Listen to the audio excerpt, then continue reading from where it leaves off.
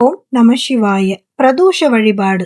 வேண்டி நின்றால் வரங்கள் அளிப்பான் கருணை தெய்வம் சிவமே. ஜனவரி மாதம் 1/1/2026 அன்று குரு பிரதோஷம் வருகின்றது. அன்று புத்தாண்டு ஆரம்பம். பெரிய பெரிய சிவன் கோவிலில் மிக பிரம்மாண்டமாக சிவபெருமானுக்கு அபிஷேகம் ஆரத்தி நடக்கும். அண்ணாமலையாருக்கு அரோகரா. எல்லா இடத்திலும் சிவபெருமான் இருக்கிறார். அவர் இல்லாத இடமேது? இந்த பிரதோஷம் நாளில் கூட சில சிறிய சிவன் கோவிலில் ஆரத்தி அபிஷேகம் சரியாக நடப்பதில்லை.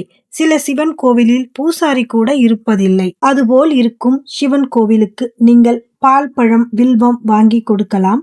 பூசாரி இல்லாத கோவிலுக்கு நீங்களே அபிஷேகம் செய்யலாம். சிவபெருமான் அபிஷேக பிரியன். பாலால் அபிஷேகம் செய்தால் பாவம் போக்கி விடுவார். தேனால் அபிஷேகம் செய்தால் துன்பம் நீக்கி விடுவார். சந்தனத்தால் அபிஷேகம் செய்தால் சௌபாகியம் தருவார். நெய்யால் அபிஷேகம் செய்தால் நோய்களை தீர்த்து விடுவார். நல்லெண்ணெய் தீபம், நெய் தீபம் ஏற்றுவது மிகவும் சிறப்பு. பிரதோஷ வழிபாடு செய்து வந்தால் குழந்தை இல்லாதவர்களுக்கு பண்புள்ள புத்திர பாகியம் உண்டாகும். குடும்பத்தில் ஒற்றுமை, ஆரோக்கியமும் நீண்ட ஆயுளும் உண்டாகும். திருமணம் தடைப்பட்ட பிள்ளைகளுக்கு திருமணம் நடக்கும். கடன் சுமை தீர்ந்து செல்வம் பெருகும். மேலும் தொழில், வியாபாரம், உத்தியோகம் தடையில்லாமல் நடைபெறும். புண்ணியம் சேரும்.